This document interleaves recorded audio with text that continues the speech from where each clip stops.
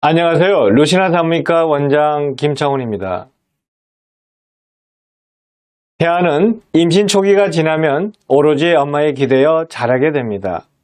즉, 태아는 엄마로부터 산소와 영양분을 탯줄로 연결된 태반에 의해 공급받게 되죠. 따라서 태반은 태아의 생명줄인 탯줄과 연결되어 엄마에게서 영양과 산소를 공급받아 전해주는 생명의 원천이라 할 수 있습니다. 이처럼 중요한 태반에 이상이 있는 경우가 있는데요. 그 중에서도 임신 후반기에 통증 없이 많은 출혈을 동반하여 응급사항이 되는 위험한 질병이 있습니다. 이 질병이 바로 전치태반이죠. 태반이 태아가 내려오는 길 앞에 놓여 통증 없이도 갑자기 하혈을 해서 태아와 산모에게 생명에 지장을 주거나 후유증을 일으키는 질병을 말하죠. 즉, 전치태반은 산부인과의 응급사항을 만드는 시한폭탄 같은 것이라 할 수 있습니다. 오늘은 임신 중기 이후에 출혈로 인해 응급사항을 일으키는 전치태반에 대한 이야기를 해볼까 합니다. 먼저 태반에 대해 간단히 설명드리겠습니다. 태반은 개인마다 태반의 크기나 상태가 다른데요. 출산 시 태반의 크기는 평균 두께가 23mm, 무게는 500g 정도입니다. 태반은 태아에게 가장 중요한 역할을 하는 장기이죠. 즉, 태아에게 필요한 산소와 영양분을 엄마로부터 공급받아 태아에게 전달합니다. 태반 자체에서도 임신을 유지하고 태아에게 필요한 호르몬을 생산하고 분비하죠. 태반은 엄마로부터 산소를 공급받아 태아에게 전하고 이로 인해 생긴 이산화탄소를 배출하는 가스 교환의 역할을 하게 됩니다. 또한 엄마로부터 영양분을 공급받아 태아에게 전해주고 생긴 노폐물을 배출하는 역할을 하게 되죠. 이런 태반의 도움으로 태아는 장기를 만들고 성장하며 성숙하게 됩니다. 그리고 세균이나 바이러스 등 각종 유해물질로부터 태아를 보호하고 태반을 통해서 엄마의 면역물질을 태아에게 공급하기도 하죠.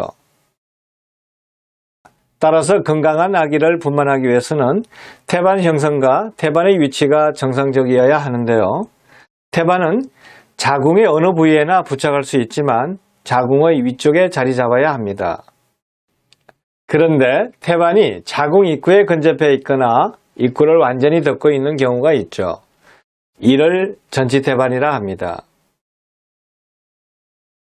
그럼 전치태반의 원인에 대해 설명드리겠습니다. 전치태반의 원인은 정확하지 않은데요. 임신 중절 등으로 자궁 내막에 손상이나 염증이 생긴 경우는 태반이 아래에 착상하여 전치태반이 생기는 경우가 많아집니다. 또한 착상할 부위에 자궁 내 폴립이나 자궁 근종 등이 있는 경우도 전치태반의 발생 빈도가 증가하죠. 그리고 수정란이 세포 분열에 자궁 내로 착상해 들어오게 되는데 수정란이 발육이 불량할 때도 더 잘 생기게 됩니다. 수정란은 안쪽 세포 집단이 태아와 난항이 되고 바깥 세포 집단은 태반이 되죠. 그런데 태아의 착상이 자궁 경부 가까이나 자궁의 아래에 착상하게 되면 자연히 태반도 아래에 자리 잡게 되어 전치태반이 될 가능성이 높아집니다.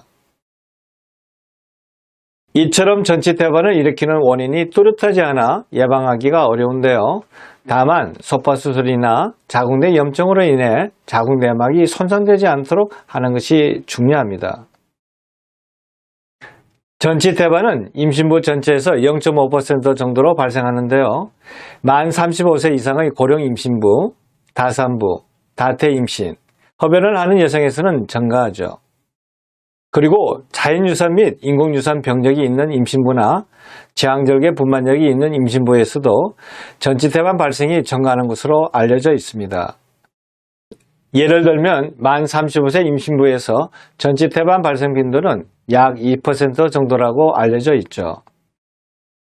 그리고 1회의 지향절개 분만력이 있는 경우는 전치태반 발생 위험이 4.5배 증가하고 2회의 지향절개 분만력이 있는 경우는 위험이 7배 증가합니다. 또한 흡연을 하는 경우도 2배 이상의 발생률을 보이죠. 간혹 임신 초기 자궁출혈로 병원에서 진찰을 받을 때 태반 위치가 아래에 있다고 하는 경우가 있습니다. 임신 초기에는 많은 경우 태반이 아래에 있지만 임신이 진행되면서 위로 올라가게 되는데요. 하지만 아래쪽 자궁문을 통과하여 위치해 있거나 태반이 자궁에 유착되어 있는 경우는 태반이 위로 잘 올라가지 않아 전치태반으로 발전하게 됩니다. 이제는 전치태반의 종류와 정도에 대해 알아보겠습니다. 전치태반은 태반이 부착되어 있는 부위에 따라 완전 전치태반, 부분 전치태반, 변연 전치태반, 하위 전치태반으로 구분하는데요. 완전 전치태반은 자궁경부 내부가 태반에 완전히 덮여 있는 경우이고, 부분 전치태반은 자궁경부 내부가 태반에 부분적으로 덮여 있는 경우를 말합니다. 변연 전치태반 또는 경계 전치태반은 자궁경부 내부에서 2cm 안쪽, 즉 가장자리에 위치해 있는 경우를 말하며, 하위 전치태반은 태반의 끝부분이 자궁경부 내부에서 3cm 안에 위치해 있는 경우를 말하죠. 그럼 전치태반을 진단하는 과정에 대해 설명드리겠습니다. 진단은 초음파로 태반의 위치를 측정하는데요. 태반의 위치를 정확히 알기 위해서는 복부보다는 질식 초음파로 진단하게 됩니다. 그리고 전치태반 중에서 더 위험한 사항이 있습니다. 자궁의 아래쪽에 위치한 전치태반인 경우 간혹 자궁에 딱 달라붙어 태반이 잘 떨어지지 않는 경우가 있는데요. 이를 유착태반이라고 하죠. 유착태반이 있는 경우는 심한 출혈로 자궁 적출을 해야 하거나 산모에게 아주 위험한 상황이 발생하게 됩니다. 따라서 전치태반이 있는 경우 유착태반이 있는지 확인해야 하죠. 만약 유착태반이 의심된다면 자궁 근청으로 파고 들어갔는지 자궁 근청을 초음파로 잘 관찰해야 합니다. 유착태반은 임신부의 약 0.2%에서 발생하는데 전치태반인 경우에 더 잘 발생하며 전치태반의 약 7%에서 유착태반이 동반되어 있죠. 태반은 임신 중에는 자궁에 붙어 있지만 출산 후 분리가 되어야 하는데 잘 되지 않거나 안 되는 것을 유착태반이라 합니다. 태반이 분리가 되지 않으면 대량 출혈이 생기고 자궁 적출술을 시행할 확률이 높아집니다. 특히 아래쪽에 유착태반이 있는 경우는 자궁 수축이 잘 되지 않아 출혈이 더 많이 나게 되는데요. 따라서 자궁을 적출해야 하거나 응급상황이 더 잘 생기게 되죠. 그럼 전치태반이 있는 경우에 나타나는 증상에 대해 알아보겠습니다. 전치태반이 있는 경우 임신 중기 이후에 통증을 동반하지 않는 질출혈이 특징입니다. 임신 중기 이후에 아무런 정조 증상 없이, 즉 자궁 수축이나 통증 없이 출혈이 있다면 전치태반을 의심해 봐야 하죠. 전치태반이 있는 임신부의 대부분에서 출산 전에 통증이 없는 출혈을 경험하게 되는데요. 전치태반은 대량의 출혈로 인해 응급제왕절개를 하는 경우가 많아 조산의 원인이 됩니다. 임신 초기에는 15%의 산모에서 태반의 위치가 아래에 있어 출혈을 자주 일으키죠. 임신 초기나 중기에 태반이 아래에 있다고 진단받더라도 임신 말기에 전치태반으로 확진되는 것은 0.5% 정도에 불과합니다. 따라서 임신 초기에는 태반이 아래에 있다고 미리 걱정할 필요는 없습니다. 자궁은 우리 몸에서 변신을 가장 잘하는 장기인데요. 임신을 하면 자궁의 크기는 부피가 100배 이상 커지죠. 또한 자궁경부와 자궁 몸통 사이를 자궁협부가 서로 연결하는데 임신이 아닌 경우에는 이 부분이 매우 적어 보이지 않는데요. 하지만 임신 중기가 되면 이 협부가 커지면서 세로로 늘어납니다. 뒷부분보다 앞부분이 훨씬 많이 늘어나게 되죠. 그래서 태반의 위치가 점차 아래에서 위로 올라가게 됩니다.